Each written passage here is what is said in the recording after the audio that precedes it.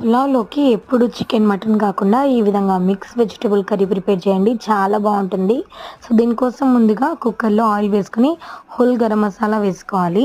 So, దాంట్లో అయితే సన్నగా కట్ చేసిన ఆనియన్ వేసుకొని సో, అది కాస్త ఫ్రై అయిన తర్వాత అల్లం వెల్లుల్లి పేస్ట్, కరివేపాకుని యాడ్ చేసుకోవాలి.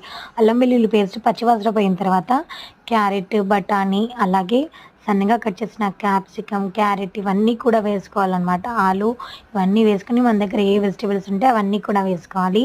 అది కాస్త ఫ్రై అయిన తర్వాత రెడ్ చిల్లీ పౌడర్‌ని యాడ్ చేసుకోవాలి. అలాగే కాస్త సాల్ట్‌ని కూడా యాడ్ చేసుకొని బాగా మిక్స్ చేసుకోవాలి. టొమాటోస్‌ని కూడా యాడ్ చేసుకోవాలి.